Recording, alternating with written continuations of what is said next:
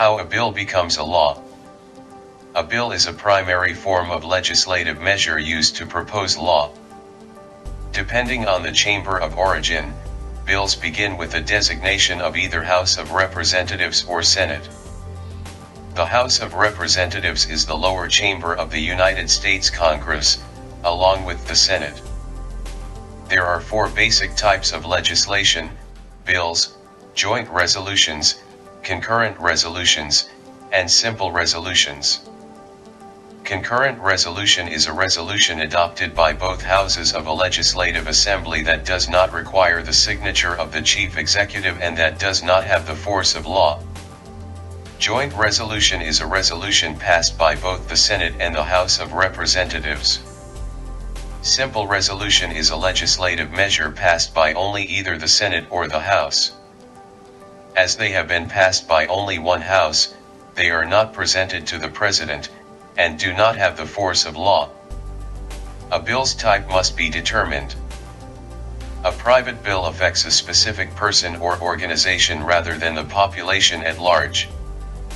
A public bill is one that affects the general public.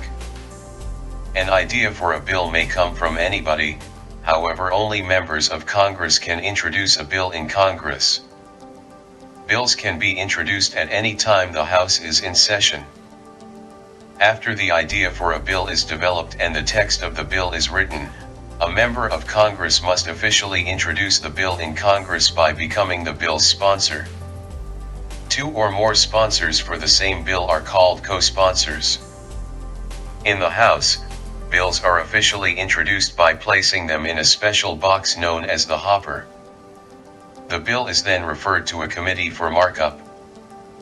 The 19 House Standing Committees and 16 Senate Committees each have jurisdiction over different areas of public policy. The committee debates on and marks up the proposed bill, and may or may not make changes to it. Committee members vote to accept or reject the changes made during the markup session. The committee votes on the bill after it has been debated and/or amended. A committee may stop action, or table a bill it deems unwise or unnecessary. If the bill is not tabled, it will be sent either to a subcommittee for intensive study, or reported back to the House floor. If the subcommittee accepts the bill is sent back to the full committee for approval or rejection. The bill is released from the committee, along with a report explaining the provisions of the bill. The bill is sent to the House floor for consideration. Floor action begins and members debate the bill.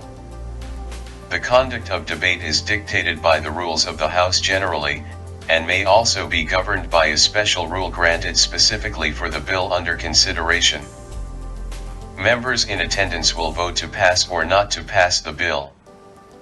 Members may vote yea for approval, nay for disapproval, or present to record that they were in attendance but chose not to vote.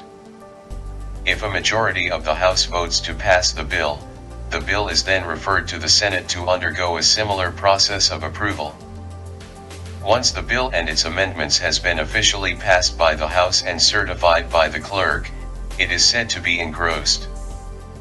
When a bill passes in the House and Senate and is sent to the President for a signature, it is said to be enrolled. The President may take no action. If Congress is in session, the bill automatically becomes law after 10 days. A pocket veto occurs when the President takes no action and Congress has adjourned its session. In this case, the bill dies and does not become a law. The President may decide that the bill is unwise or unnecessary and veto the bill. The President may sign the bill, and the bill becomes law. If Congress overrides a presidential veto, the bill becomes a law. New public and private laws are prepared and published by the Office of the Federal Register, OFR, of the National Archives and Records Administration, NARA. And that's how a bill becomes a law.